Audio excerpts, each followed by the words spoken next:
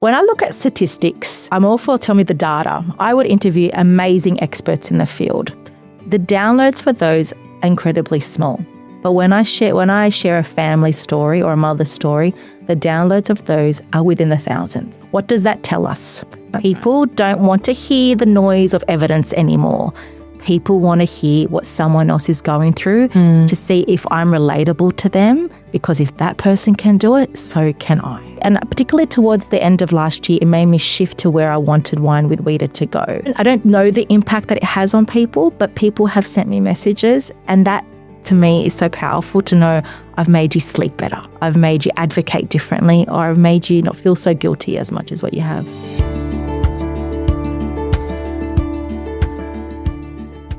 Rita, Voula. we're here 100 episodes in.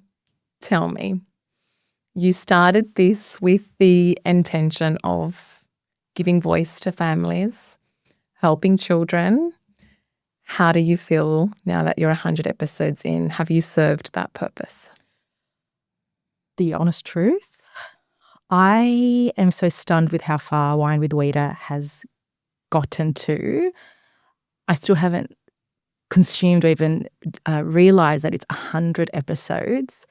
I just see it as what a beautiful way to give these voices to families who, as you know, in our clinic space, find it so hard to share their own pain, their challenges, because of the stigmas, because of the judgment and the shame that they carry.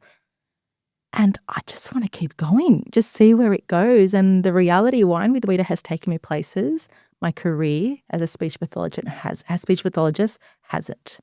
So yeah, I find it really hard to celebrate wins, as you know me personally, but this is a big thing for me. It's huge. Congratulations. It is huge. And I think everyone gets to see the finished product. They get to see the podcast or hear the podcast, but no one actually sees or hears about the time, the dedication, the commitment that it takes to be a mum of 3, to be a lady of the house, to be a speech pathologist and work clinically, and to do this podcast for these families. How have you keep showing up? Why do you keep showing up for these families? What keeps you going? I think if we go back to who I am as an individual, I consider myself to be quite a high achiever. Yep. You are. I consider myself to be very disciplined. Yes. And a part of that, there's this strange intrinsic motivation element that if I can't show up for what I said I will, that's on me. I take accountability on that.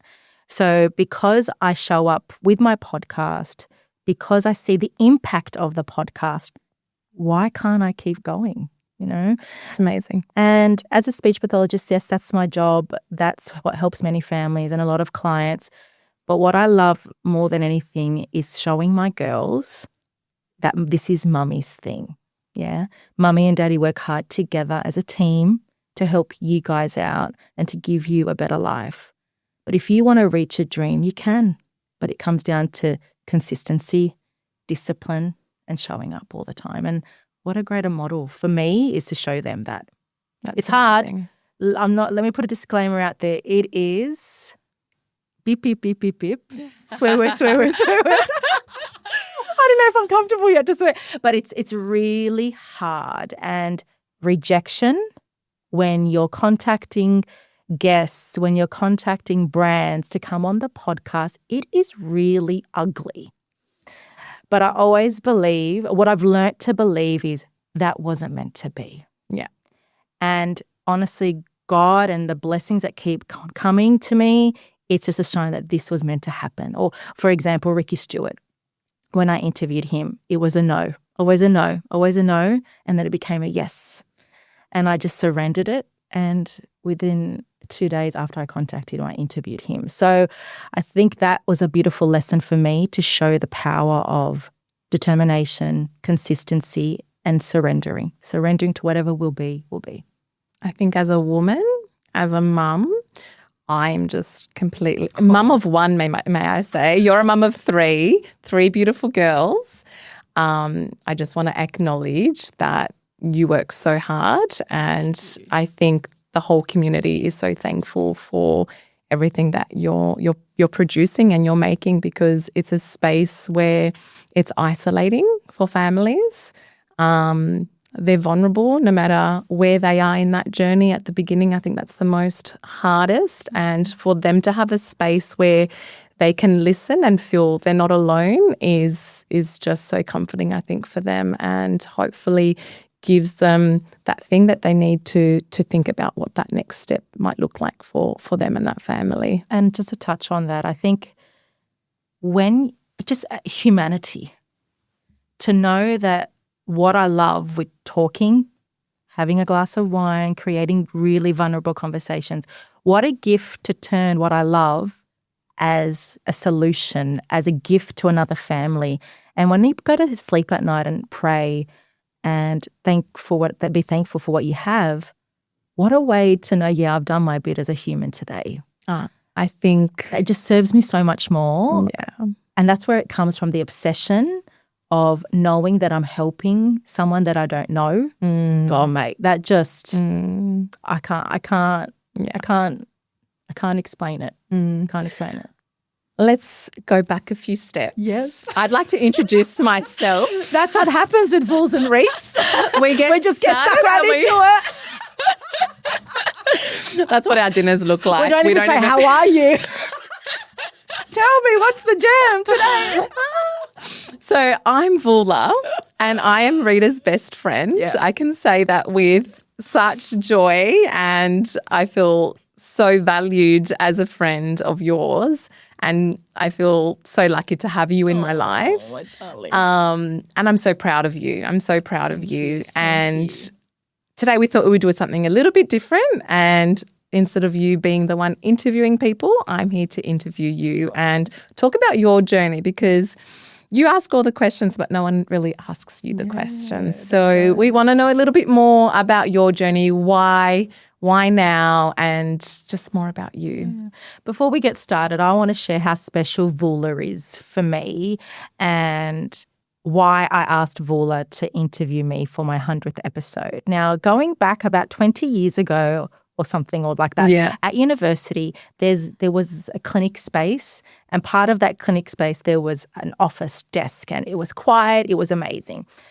And when speeches, you understand session plans, assessment plans, evidence-based practice research. You're on that computer.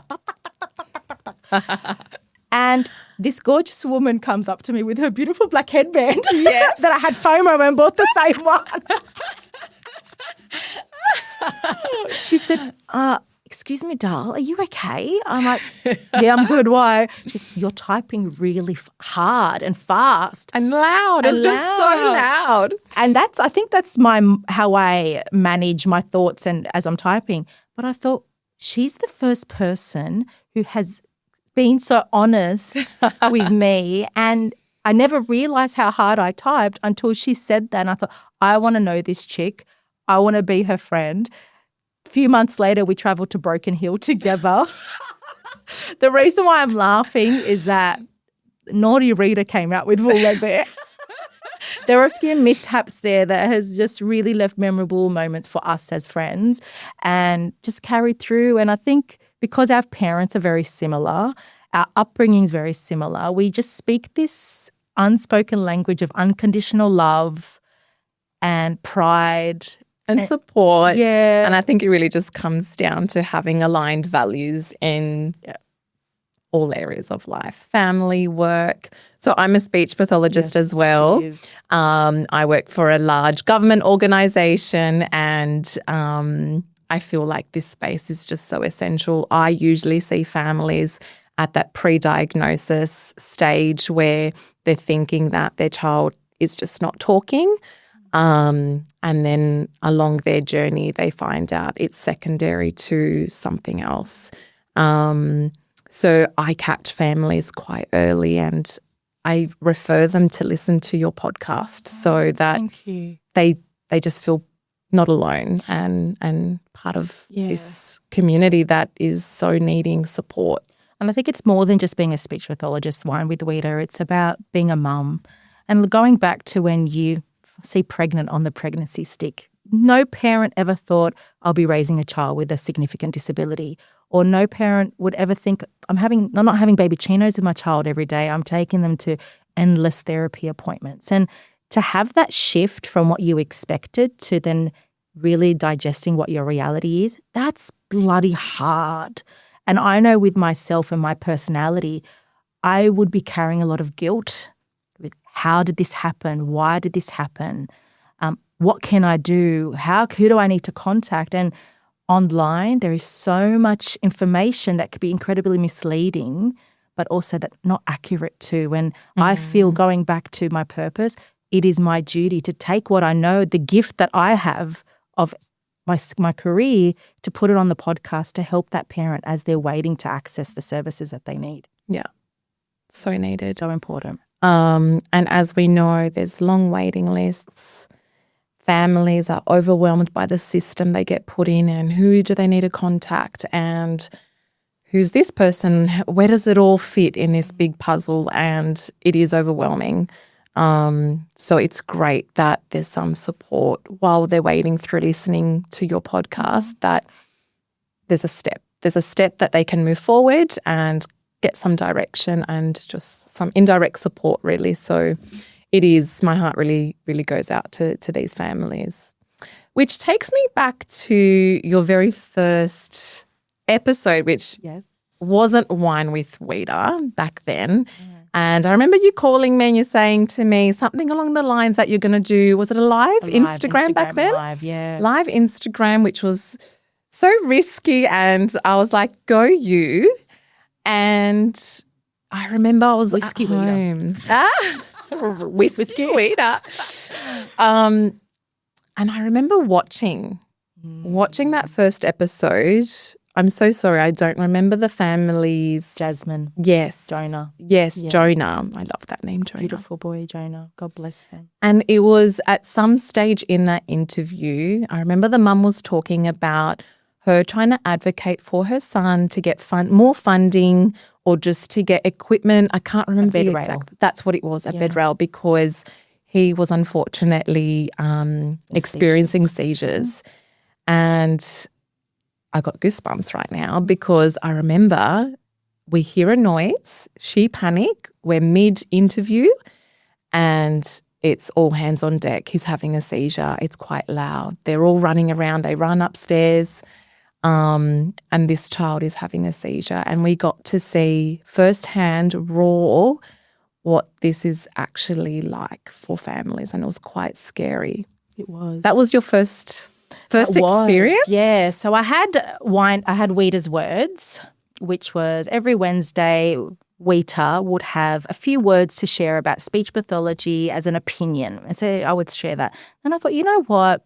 Let me share a story, because disability is glamorized a lot, especially autism. I thought we need to hear the reality for these families who honestly live in flight mode all the time. So what a beautiful honor to interview one of my old clients, Jasmine, and she said yes to coming on Wine with Wita. It was a live. I had no idea what a live segment involved. I didn't know who was going to turn up and watch. It failed to connect about 3 times. And I said, if this doesn't go ahead, we'll just leave it. We'll surrender it. But third time lucky, it worked. And from memory, about 60 or 80 people were watching. That's pretty big. It's big for a first Wine with Wita, a wine episode. Yeah. How did you feel? I don't know what I felt. Mind you, I was moving at that time. So I had boxes in the background. I'm trying to process the moving date and also trying to maintain conversation. But then, oh my goodness, which people are watching? So I've just got to pause there. Yeah. That's how Rita works. Yes. She is managing a million things at once, acing all of them, is so strong-headed that this is going to work. And kudos to you. Oh, thank you. Thank you.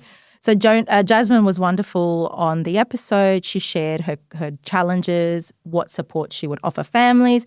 And then I was wrapping up the episode. And then her face changed, Fools, like from happy, cheerful, sipping her glass of wine to being absolutely stunned. And my heart sank and I started to shake.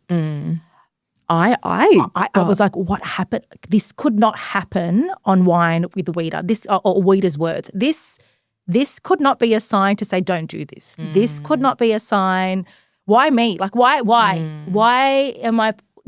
Jasmine should have been with Jonah and she chose to be with me. Did I cause this? My head was everywhere. But then I had to maintain everyone asking questions. I felt like I was in a war zone as a live commentator in Gaza or I don't know where. Going, And then I thought, okay, this is Jasmine's reality. Support Jasmine.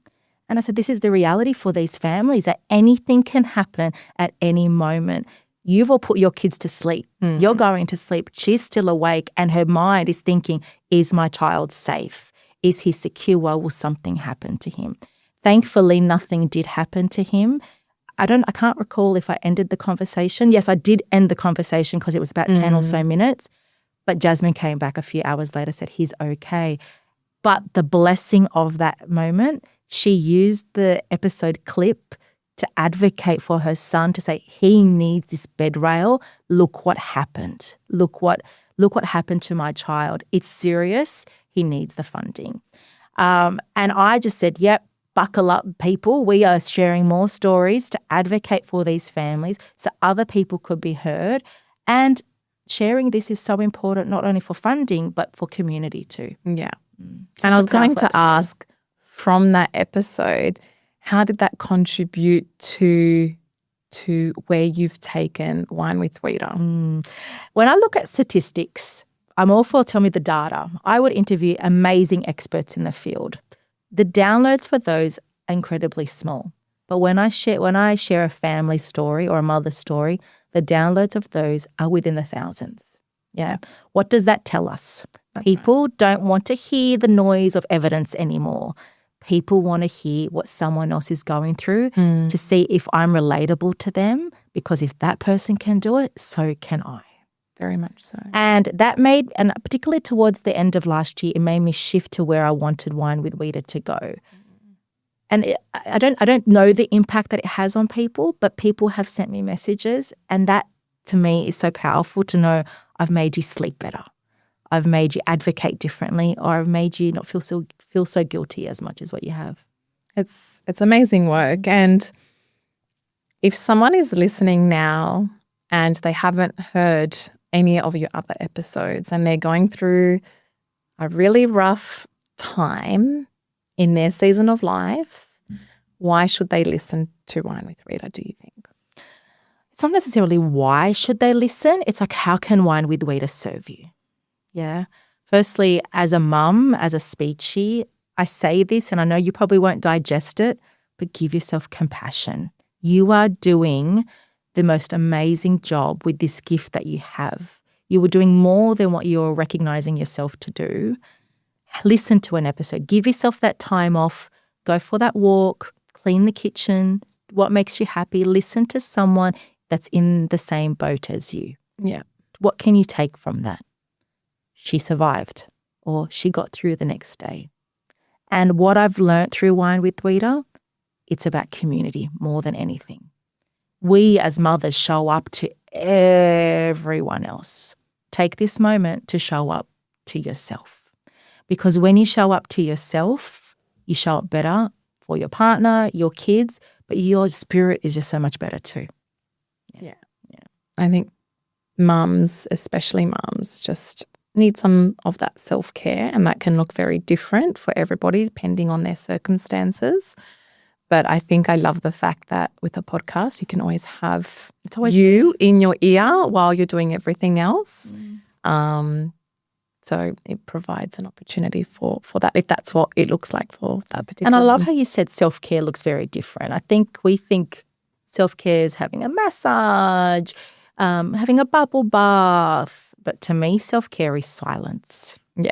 We talk all day, and when I come home, I just don't want to talk. Yeah, I become like an introvert because as a speech pathologist, it's performance mode. Just an FYI, as speechies, we get really tired because we're performing. But self-care for me is silence and just sitting alone and processing my thoughts so then I can process my kids' thoughts. And also regulating my nervous system is a big one. which is why I share people who can support parents with how they can regulate their nervous system, such as humming. Do you know humming is really good for your vagus nerve? No.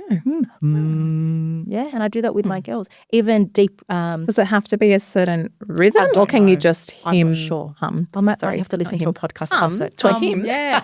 Or maybe even having those moments of deep breathing. So important. Yeah. And I think I had Elle Brown, a women's practitioner, come on, and she spoke about, I think, is it EFT, the tapping? Those little things that you can do in your moments of silence or of alone time really help you. Really, really do help you. Yeah. I've started journaling. That's my meditating is a good one. Yeah, I find meditating a little bit hard.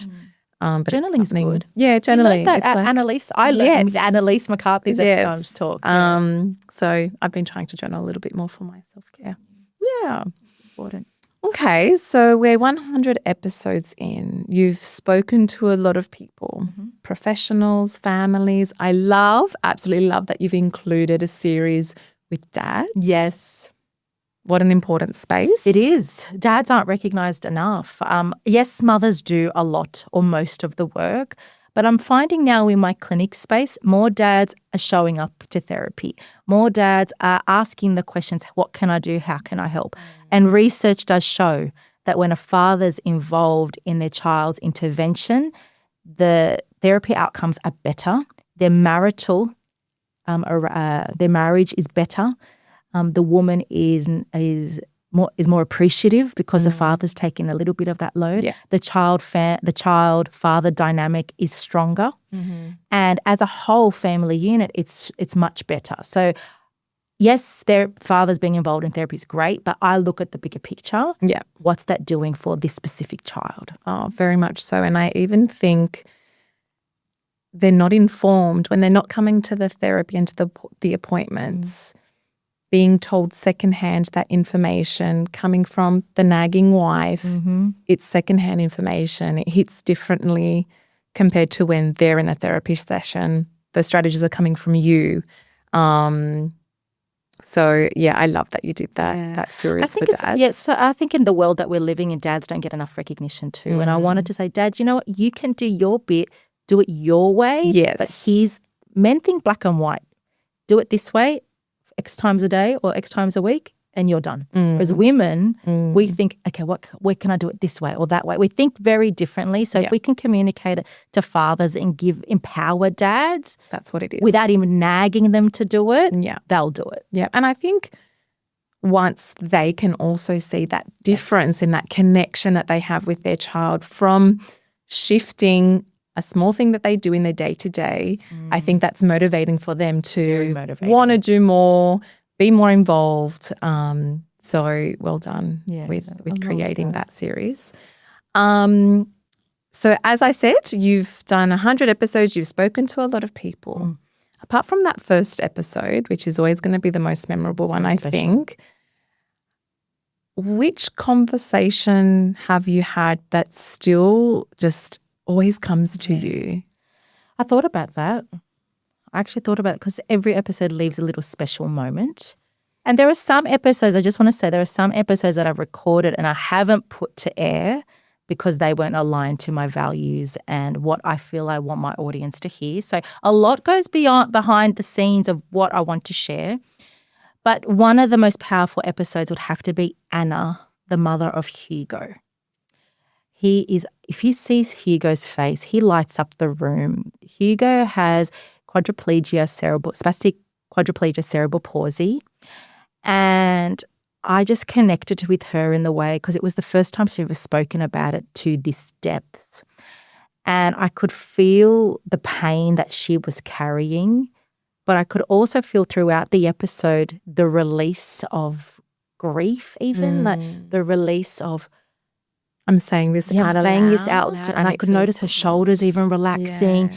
And it really reinforced the idea of people performing all the time to cover their pain. Not Anna specifically, but it really showed the power of letting someone communicate their concerns and take the conversation where it needs to be and how beautiful that can be healing for them too. So that episode was a wonderful lesson for me and to show how I can really take wine with Wita. As I said earlier, Ricky Steele was a great one because it was a beautiful lesson for me. I don't know what other ones are. There are some beautiful influencer ones that has a wider reach. But one of my favorite series, apart from the father series, was the school readiness one. It was really nice to show parents strategies and tools that they can implement to help their child before they go to school. And so as a speecher, I was like, yes, it's not about the letters and the numbers. It's about the connection and the emotional maturity and what your child needs to do before they're ready for school. Yeah. So that was powerful too. Yeah. How valuable for families to and hear it's that the information. I think I love about it's for free. Very much getting so. this information and it's accurate, right? That's what I love, that I'm giving you something you don't have to pay for. Evidence-based. You're getting a free therapy session, parent training. How amazing. I feel like we need more of that. Oh, and there'll be more coming. Tell me, where do you see Wine with Wita going? I would have to say ever since I came back from overseas, it's like so overseas, as you know, was a very personal experience for my family and I. And being overseas, it was incredibly healing for us as a family and changed the way I see work life, changed the way I see connection, changed the way I see what I wanted Wine with Wita to be. Since I made that decision, doors were opening because of Wine with Wita. For example, being the host of the Autism Expo, which was, I felt like alive and aligned in that moment. And I know when you feel you could be your true self in a moment, that's your calling. That's where you need it to go. Soon I'll be talking at the Mind Forum, where I'll be advocating for a child's communication skills and how parents can implement it. I want to take the advocacy that I do on Wine with Wita to a stage somehow. I don't want to plan it because you know me, if I start to plan, I overthink. And when I overthink, I get overwhelmed and I've just got to stop that. No. The last 6 months has taught me, let go and let God.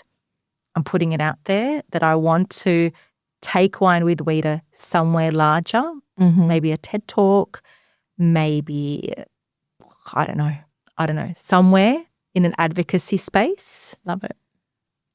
But you're going to be on the ride too, so that's exciting.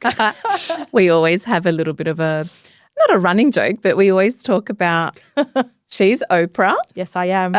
And I'm Gail. I'm the best friend that goes along to everything and is her cheerleader and her supporter and her honest person that can give her the feedback. Fools doesn't hold back. But I love that. She grounds me in ways that when I get quite not overwhelmed, but erratic, I would say, with an idea. Which happens when things are moving at a fast pace and you've got a lot happening. Yeah. You do get a little bit, you got to do everything and everything has to happen now. Yeah. I try and she reels me in. Ground you She a little reels bit. The reader in. Yeah. I'm more like, yep, okay, we got this, let's do this. And just the way Voula speaks to me, the tone of her voice just calms down my nervous system and brings me back down to earth. Oh, great. Which I think is a testament to your beautiful mother. Oh. Her mother, Jenny, is a walking angel. I loved it. Jenny's listening. I'm sure she'll be listening. Mum. Hi, Auntie Thea, Jenny. Everything. And that's credit to your mum and I know. aunties. I do always think about, I think we're both quite positive people. Yes, we are. And I think it's just a testament to our family household and how we grew up and just having great role models in our lives. We both have girls. I've only got one girl. And I think that's just so important that we carry that through for generations to come. It makes a world of difference being in a positive space. And I think you do that for me and I do that for you as well. Going back to parents, I think reflecting when my parents were strict as a Middle Eastern girl, you say, oh, Dad's not letting me go out. But gosh, I'm so bloody appreciative of that now. You look back and you're like, and also now that you've got a child and it's a girl, you're like, I completely understand and thank you so much. Sometimes I think as speech pathologists, what we're exposed to in our line of work. Incredibly confronting. Yes. I feel like everyone or the perception of speech pathologists are just play-based, blowing bubbles, playing with blocks, talking. being quite happy all the time, cheerleader. But the stuff that Vuls and I, particularly I would say in your role, we hear, we see, we hear stories of DV. Yeah. We hear stories of trauma. The fact that we said that together. Generational trauma. And it's not abuse, just the child that we're treating. We are looking at this family with a bird's eye view, and we've got to work with the whole family. And therapy has to be applicable to the whole family, not just the child. Otherwise, we can't give a parent a strategy or things to do when we know that they're just trying to survive their day-to-day. So how can we what's the and that's our job. So we need, yes, we are filled with resources and strategies that can help your child communicate, but it's beyond the talking. It's about recognizing a parent's capacity, as what Vuls was saying, to know, can this person or parent connect with their child in this moment to build that relationship? And let's not forget, in families and the family dynamic, sometimes there's more than one child with a disability or a diagnosis, and we need to look at that and assess that and take that into consideration when we're working with families. And I think that comes with experience, and we both have a good grip on understanding and delivering that information in a very sensitive and understanding way to these vulnerable families. Yeah. And it's actually quite a privilege to be that person, to walk alongside families as they navigate this new world of theirs, as well as they're managing their current world and telling them maybe speech is not the best place for you to start off. That's right. Let's go to counselling first, or let's go to OT first, till you can manage your capacity, then we'll come in. And that's the disfortunate, is that a word, disfortunate? Unfortunate, there you go. Mind you, I can't spell when it comes to text, and I sometimes muck up my words. It's quite unfortunate with the push with NDIS where you have to use your funding within a certain amount of time. But that pressure is huge on a parent's capacity when they're trying to manage their day-to-day life. Yeah, and I just, like, my day-to-day is so intense, and I've got a typically developing child, add a child with a disability, add the pressure of NDIS, add all the therapy appointments while you're still trying to do everything else. And work. Yep. And trying to be a human, trying to look after yourself. I really can't I can understand, but I don't know I how don't think that I would could feel. manage it though. So I just feel like I would be a different person. Yeah. My heart and my hat just goes out to these families, and you're doing an amazing job. And if you want support, there is support. Firstly, find your community. I think that's so important. It doesn't have to be blood. It doesn't have to be family, because family sometimes comes with stigma and expectations that it's really hard for you to carry. Find other people that are in the same boat. Reach out to networks that have a child that has a similar difficulty as yours.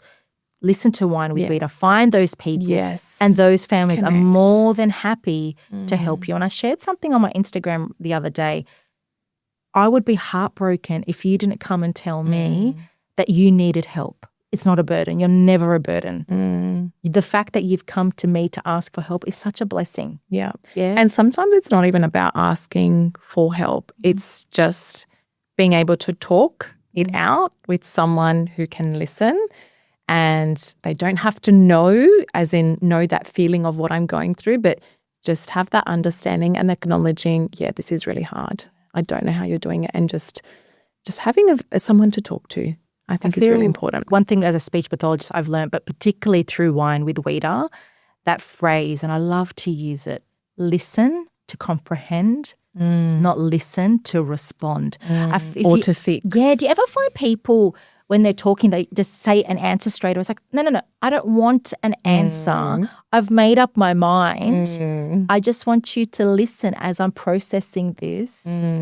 But if you feel you want to contribute, by all means, and as many people find that very hard. I found that very hard. I don't know if it's the big sister, I know the answer kind of mentality, but parents don't want another thing to understand. They just want someone to say, I've got you. You can just talk. Yeah, I'm here to listen. Yeah. We're often the solution type of people Yes, we where are. if you say something, all right, let's work it out. Yeah. I've got money. Do you need it? Yeah. But we have to kind of take a step back and sometimes just realize that person is talking to me and telling their problem to me because they want just someone to listen to them. And yeah, being the other person, sometimes it can be hard because you just want to offer a solution for them, but it's not necessarily what they're needing at that point in time. Yeah. I think that's also great for parenting too. We always want to fix our kids' problems or give them an answer. But how are kids going to develop those interpersonal skills? Problem-solving skills. Yeah. And also resilience. I think that's a big one this day and age. I think we as parents live such busy lives. We don't have that time just to lean into that moment that children are experiencing a little bit of discomfort. They want to solve it quickly and let's move on. We don't give them that space that they need to work it out themselves. Yeah. I tell my kids, is it a mummy problem or a you problem? And they go, it's actually a me problem. Okay, we'll go figure it out and then come back and we can discuss the solution, because they always want me to give them that validation for a problem that they have. But as my girls are getting older, I'm not there all the time. I'm not there at the playground. Yeah. You have to figure it out with the resources that you have. Then we'll navigate it together. I think the other thing, while you're talking about this, I had my year 7 niece over on the weekend and we were eating and then she randomly just said a comment. She said, I don't have anyone to sit and play with at lunchtime. I said, yes, you do. You've got your friend so-and-so. I said, you speak about her all the time. She goes, yeah, but we don't have anyone else to sit with. Mum and my husband kind of brushed it under the carpet, kind of made an acknowledgement. And I just said, hang on, guys, she's saying this to us because she needs a solution. She needs some support to work out how to solve this problem herself. We don't brush it under the carpet. We talk about it. We give them strategies. We give them suggestions. And they may be useful. They may not be useful. But even just talking about it allows them to try and maybe work out other ways they can. I love how you said they brushed it under. It's like, it's too hard to deal with because you don't want you to feel the pain. Yes, it feels uncomfortable. It feels uncomfortable. And I think in Unwind with Wita, all the conversations are incredibly uncomfortable because people have to pretty much be naked emotionally to say, this is hard. And I feel like parents feel if they say it's hard, it means they're ungrateful. It's got nothing to do with you being ungrateful. It's you showing your vulnerability. And I think vulnerability is so beautiful. Yeah. And if we continue to have conversations where our vulnerability is accepted, how much better, firstly, would the world be? But also relationships. Like, I just opened up my heart to you. That's a gift to you. Now I want you to open up yours back to me so our relationship can be stronger, filled with trust, and you're my safe person. And for kids, that's so important, but also for adults, it's so super important. And while you're saying that, I'm thinking about these families who are experiencing all of these emotions. They may try to speak to someone who may brush it under the carpet because it's uncomfortable. They don't know what to say. They don't know. Culturally, that's really common. My child might have autism.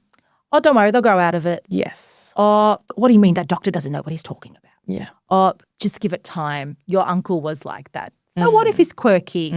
All of those comments that make you doubt what could possibly be the case, but rather than, okay, let's talk about it together. What did the doctor say? How did you feel? And my thing is, they're not the right people to talk to. Go find your people. Go find someone who may be in your community or not in your community. Seek that person through people that you've interviewed to have that conversation and to get that sense of understanding. If you know inside of you something is not sitting right, you know as a mum, sometimes you're not ready for it and you want to hear what you want to hear. But still in your gut, you are questioning things. Just go and have a conversation. Speak to your speech pathologist, speak to a doctor, speak to a friend who may be experiencing possibly something similar or not. Just go find someone to talk to. Don't let that brew inside of you and it's brewing. And before you know it, it's 2 years later. Time is of the essence. I feel like the most incredible thing on earth is our brains. And I remember being told that a baby's brain, I don't know if you know this, weighs about, I think it was about 400 grams. But the time that child is about 4, guess how much the brain weighs? Babes, I don't know. Don't. 1.2 kilos. Wow. But 1 second, the most interesting thing is, guess how much our brains weigh? I don't know. 1.4 kilos. So no. What does that tell you between birth to 4, you said? to about 4, Wow. up to 5.5? The brain develops All of that rapidly. development is happening during that time. You do not want to miss out on any opportunity. Early intervention. So Starting don't early. wait. Don't. What was it sit again? and think. So 400 grams at birth. At birth? By 4, 1.4 4, kilos. 5 years old, like preschool age. So 1.4 kilos. 1.2 kilos. And then and as an an adult brain, 1.4 kilos. Isn't that That's so massive. interesting? I always just say early intervention is the key because of the milestones that the child has to reach. But to know that, 700 grams is developed in such a short period of time. But then after All of that brain. And that's why parents need to really seek that early intervention, seek that support early, go see somebody, even if you're not sure, just to get that reassurance or that early intervention that's and needed. to give you peace of mind. It's not about the resource that you have. You are the best toy for your child. You can create any moment with your child to help them communicate. Every opportunity is a moment.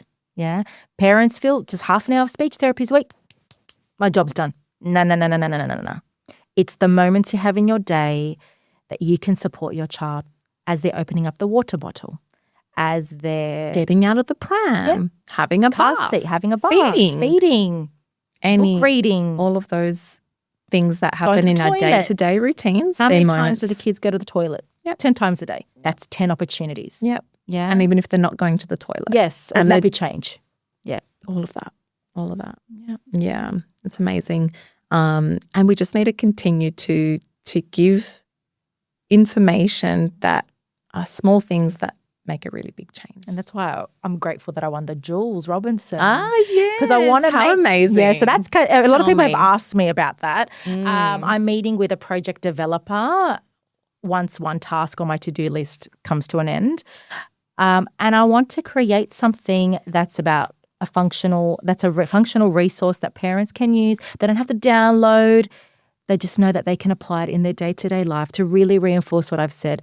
Opportunities are there for you to support your child's communication. It's about a matter of knowing what to do. So I don't know how or what, but I can't wait to meet with a few team members to put what's in here because it's quite mush at the moment to organise what would be the best for parents too, and maybe even do like a better trial to get feedback from non-friends, non-clients to see is this effective or is it just a waste of time? Yeah. I can see it being, and it's not only for therapists too.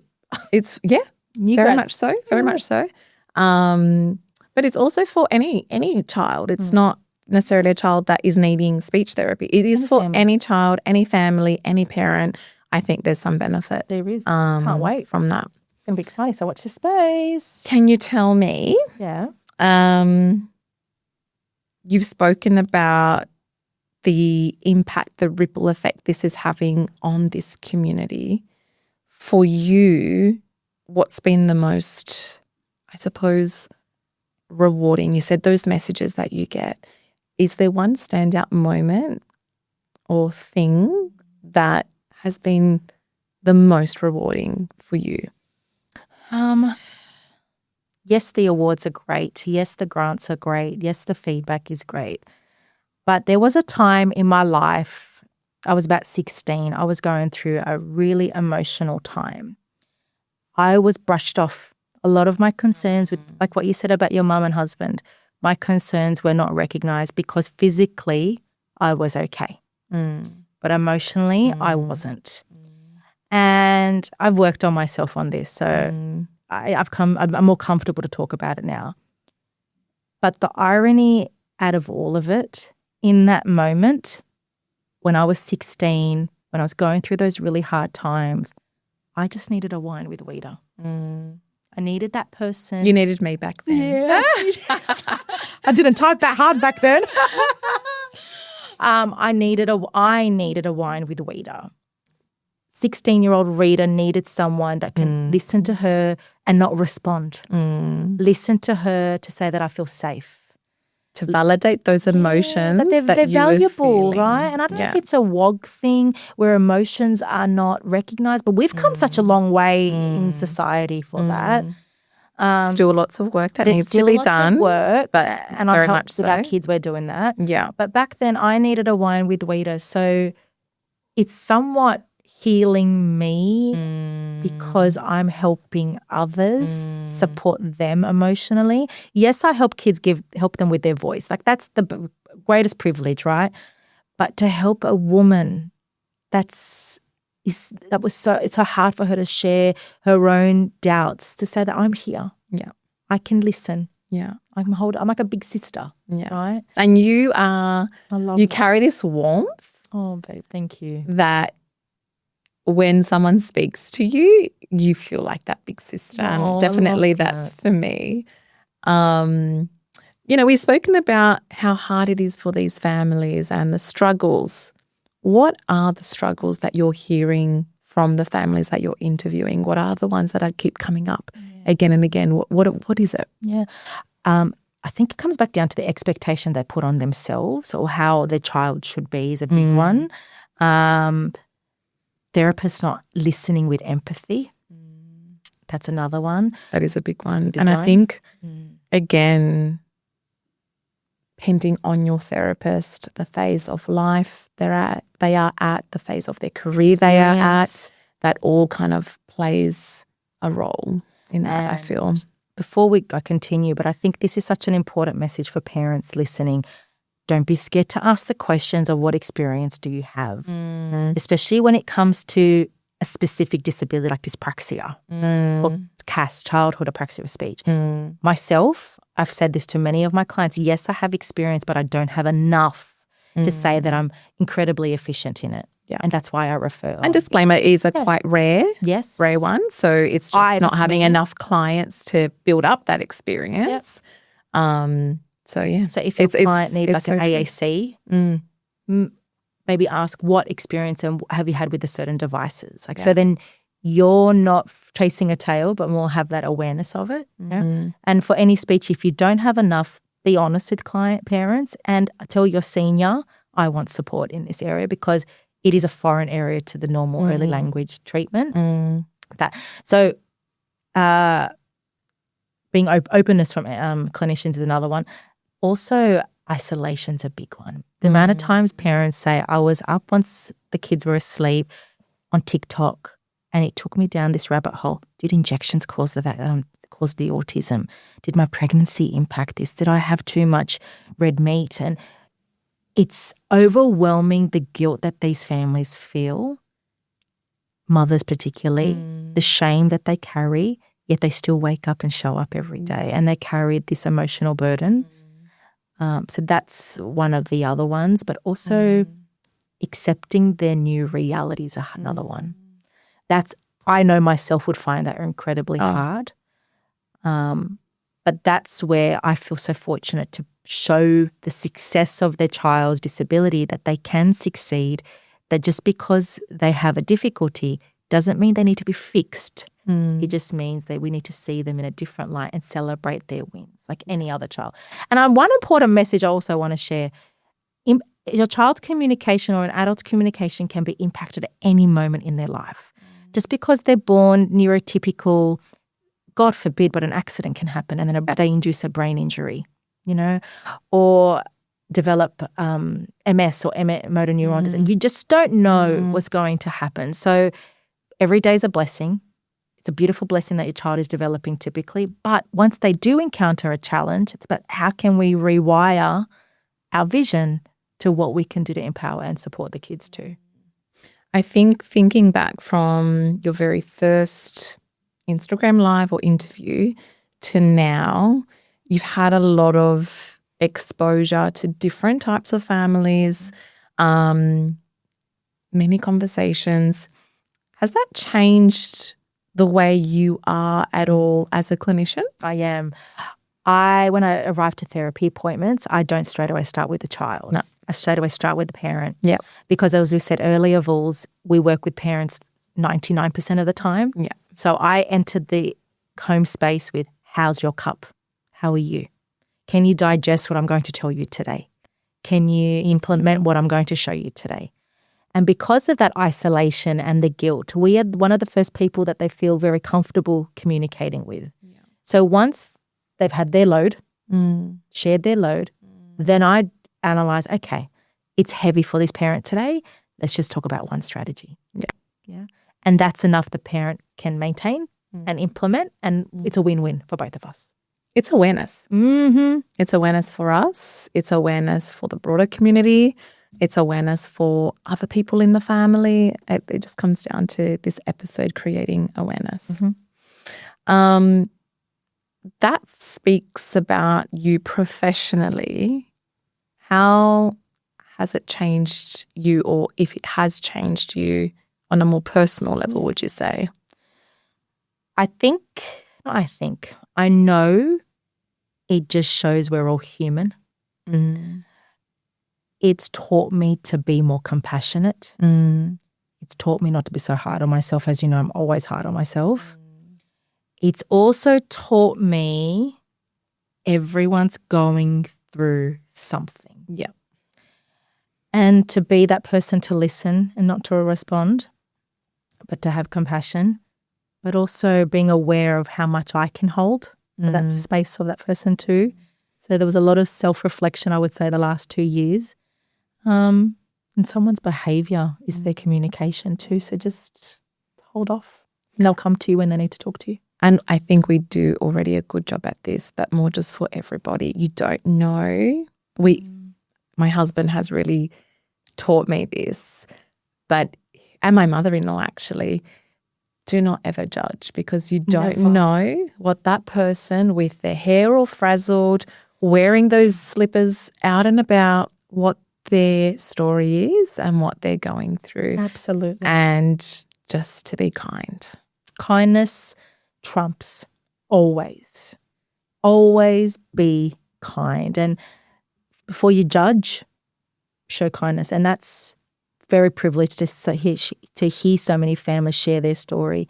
But that's just the main message, having the kindness to listen. Yeah. In a world filled with materialism, showing what I have, what car I have, what holiday I go on, that means nothing.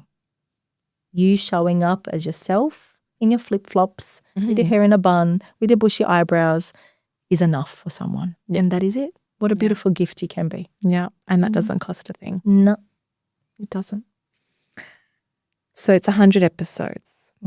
What does that mean for you? What does it mean for you? You've repeated this question quite a bit. I need to drink I know, something. because I don't think you realise. No, I don't think I realise. 100 episodes is actually a big deal. And I gifted you for, it's okay to say, your 40th birthday. Yes. We went to Oprah. Yes. And there were so many little takeaways that we took from that. And one of the things that I think we all do is we are always looking at the next thing that we need to achieve, set that bar higher. And the reason why I've repeated it, I think, is because have you actually stepped back and looked at I can officially say no, I haven't. Yeah.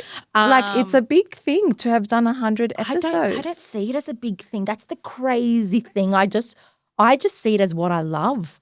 I'm obsessed with it. And maybe that's why, because it's not work for you. It's not work, can I say? It's a blessing. I love asking people to come on. And I think many people say, sorry, I've got to stop. I've got to stop there. Show people the real Rita. Rita has been so, for example, we went somewhere. I think it was another course. Where did we go? We went to Annalise. Yes. Unmute yourself.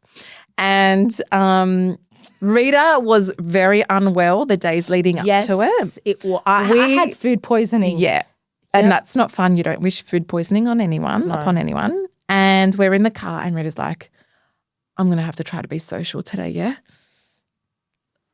The doors open, we get out of the lift. Rita is there taking snaps with people. Do you want to come on my podcast? she's a hustler. She hustles and it just comes naturally to you. Love it. I can't describe it, Vools. Like Your speech face is lights one thing. up. Mate, I'm on that stage. I'm owning it. Every opportunity is a moment to connect and to grow. And the minute Annalise was on that stage and she said, I had a speech impediment, we just looked at each other like wolves going, I'm going to attack today. And I asked her a question about her speech difficulties. Yes. And guess who's coming on the podcast? Annalise. But if you don't ask, you'll never know. Yes. So I just see how I've just lit up just now. See? I just love it. Yeah. I just love that I can talk to people, that I can help them feel better about themselves, which will help hundreds of other people. And I love that I don't know where this is going. Yeah. Because knowing my personality, when you study after 4 years, you'll be, I'm hitting the thing, you'll be a speech pathologist.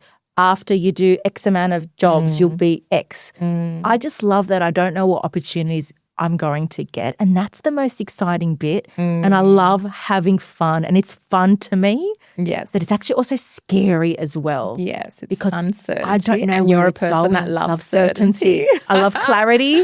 I love consistency. I don't like confusion. So the fact when I was asked to speak at the Mind Forum, like me, you're asking me, Rita. Yeah. Like, but then someone said, they're so lucky to have him. I'm like, why? Like I can't see that because I just see myself as a witty Wita. Yeah. But I'm so privileged to have that. Like how great that people see that in me, that I can share what I love to help so many others, which is beautiful. So amazing.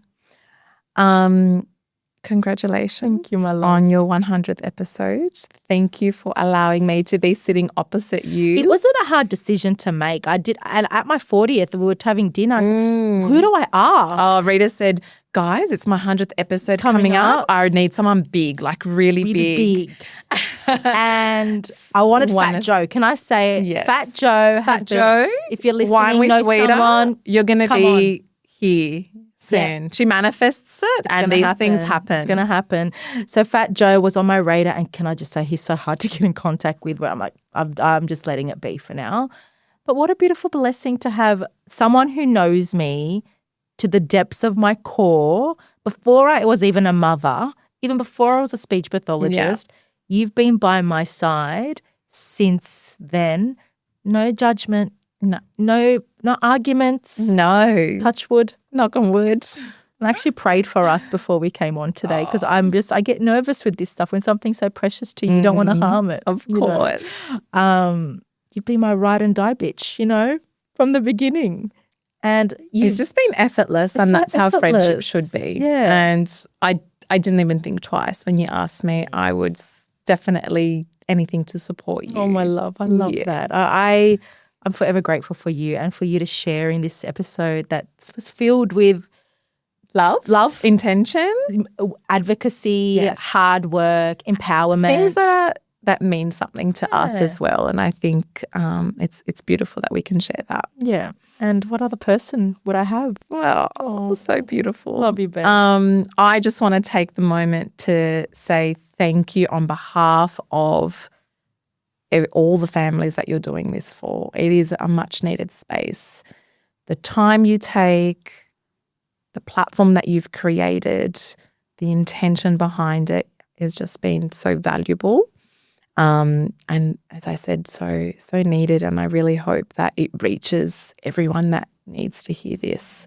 And I want you to just keep growing and getting bigger and better, and may you continue on this path exactly how it's planned out for you. And for any mother thinking, just because you've had kids, it's over. My darling lady, it is not over. When you feel that feeling in your heart and your stomach when you think of something, make it happen. I remember vividly when I said, are people going to criticize that I'm paying out Wita? Like the Karens from speech pathology, are they going to come out and say, who is she? She's making a mockery out of a speech sound disorder, because of the gliding of the R sound. I thought, are people going to make fun of me or even make me lose my career because I've made a product or delivered a product, a service from a disorder? And I felt resistance. But then when I let go of that thought, every opportunity just confirmed this is it. Keep going, keep going. And just an FYI, Vouls is the reason behind the wine. She was my lady back when we would have lobsters at like the local cafe, and it just turned into going out to Maryvale restaurants, and our beautiful conversations that we had reinforced the wine in Wine with Wita, because when you have, as I say always, quality conversations over quality food, you're vulnerable, you feel safe, and you leave those dinners feeling alive and content. Yes. And ready to face what's to come the next day. So keep going, my love. Keep shining, keep feeling. And someone said to me at the Chris Williamson show last week, he said there's discipline, motivation, and then there's obsession. He knows people that were so obsessed with what they did because they just didn't stop. And I know the hustle culture is all in the social media world, but hustle the way you know how to hustle. I don't like the word boss bitch. I absolutely hate it, but I love it, and I'm not going to stop doing it till my body says stop and my heart and soul aren't aligned anymore. My heart and mind aren't aligned anymore on it. Keep going, my love, because this space, it lightens your face. See, I've just changed. Yes. And I hope it brings light to all these families that are listening as well. And thanks, everyone, for listening to the 100th episode. Cheers, my love. Cheers. To many more. To many more. Cheers. Thanks, babe. Is that Sauv Blanc? No, it's a Chardonnay. Oh, there we go. Thanks, everyone. Thank you.